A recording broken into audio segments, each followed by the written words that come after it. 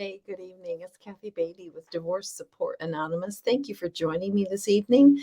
If there's a quiet period of time beforehand, I have this non-copyright music. For some reason, it's just not playing. So otherwise, you would have some music along with that short video inviting you into Divorce Support Anonymous and not to take the journey alone. So tonight's topic is an important one, and this is inspired by actually a mediation that I had this week. And I had an attorney who was very obstinate, uncooperative, and would not work toward their client's favor. And I, as a mediator, was very frustrated by that. And so, of course, I am in a professional role, and I can't really express my thoughts too much to the attorney, although I did share some that they were not willing to mediate, and you cannot negotiate and mediate with a constant no, no, no. That's not how mediation works. You have to be willing to work together. So that really inspired the topic for tonight: beware the attorney in divorce, and what to watch for. I want to give you some real practical thoughts on this. Now, let me state a disclaimer. There are some amazing, wonderful attorneys that I have worked with over the past 12 years being a mediator, and prior to that, 17 years of holding group, my encounters at that point. There are some wonderful attorneys, and they are necessary in this process in many different ways.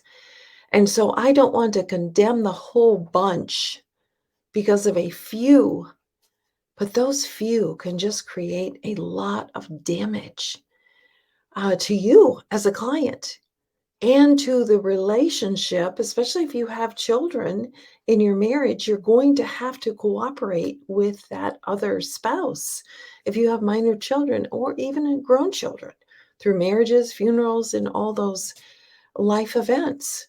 So why do any more damage than you need to do? That's pretty ridiculous.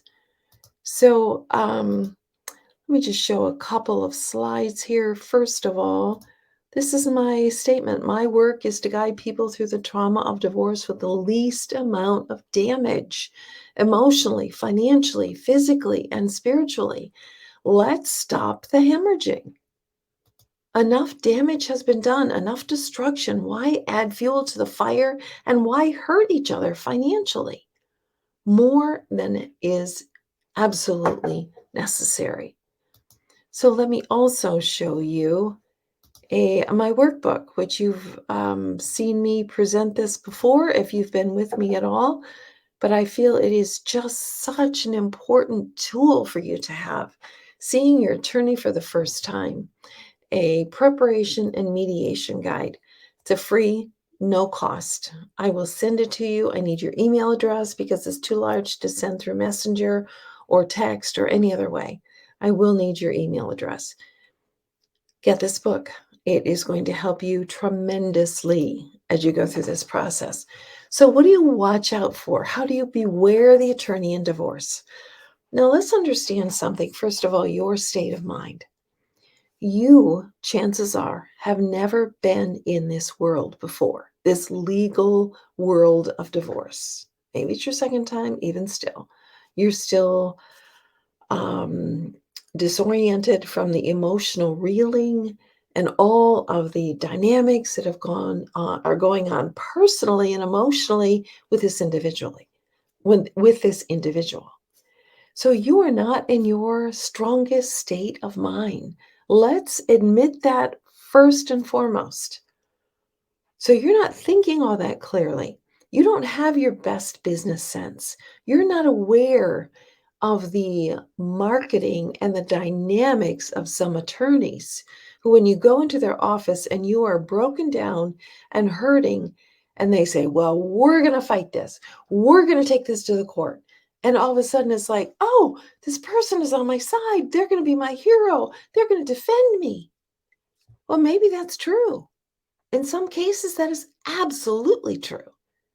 But in some cases, especially if you have a lot of means, They are going to drag this out as long as they can, because if they take it to court, they make more money and you lose more money.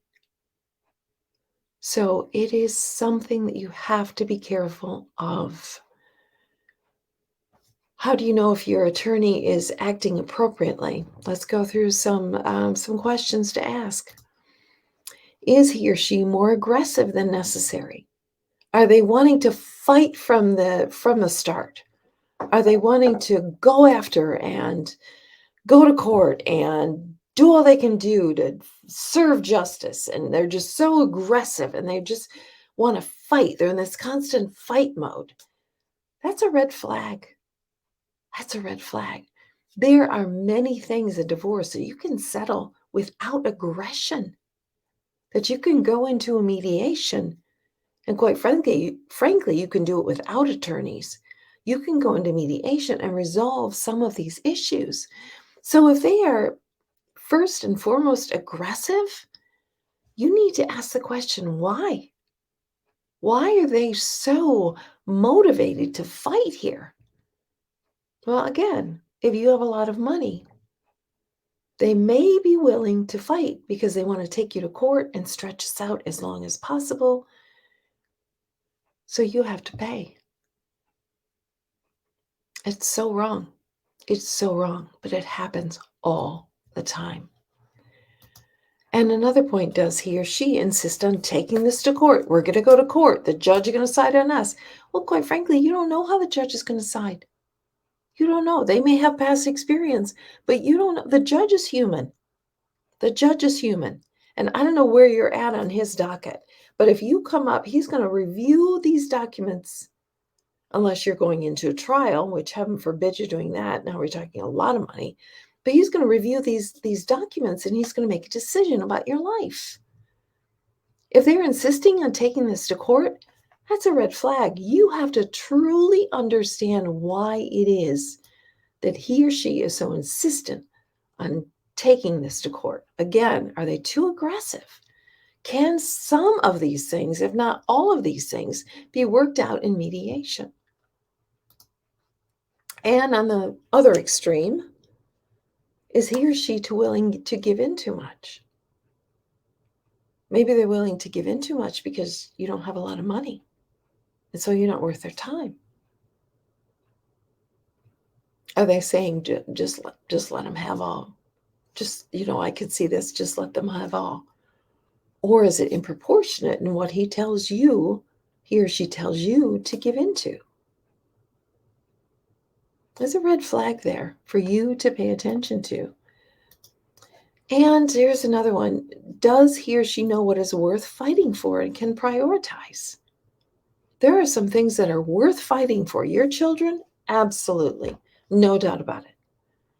The salt and pepper shaker, the cabin up north, the things that will cost, and believe me, I have seen this. People will spend $20,000 in fighting for something that's valued at $10,000.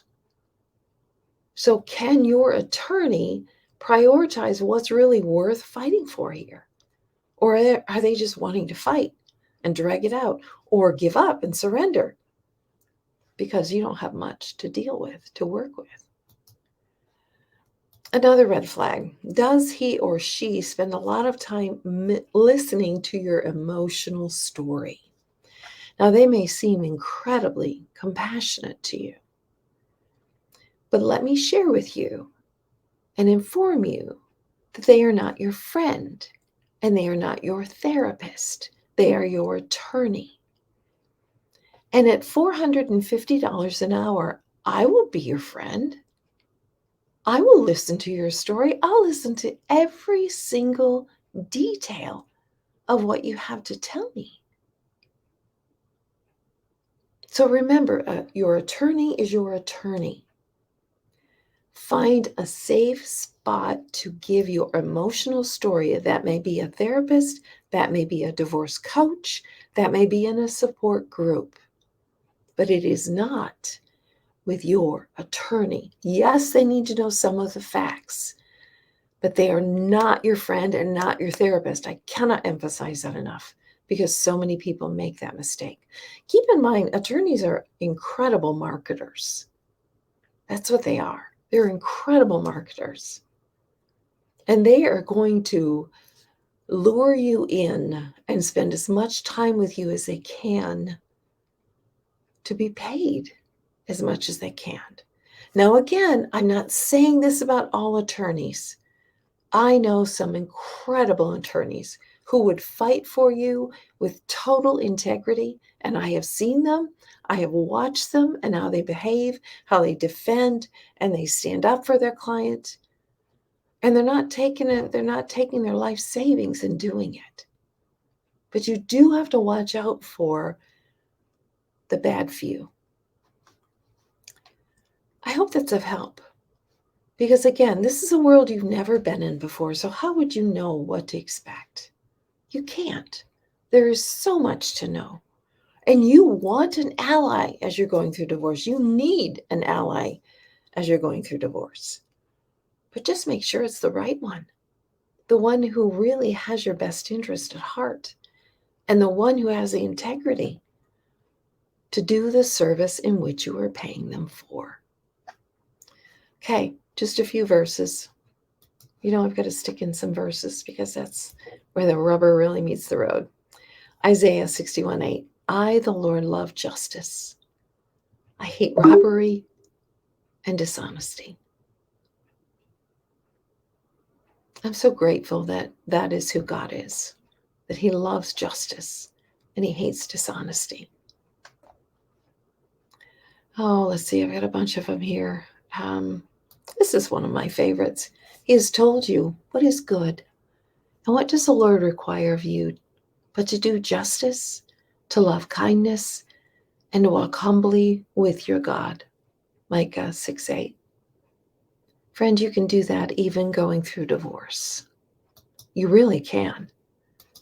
You need the right people beside you to help you and to guide you. I hope this has been of help. If you have further questions, please let me know.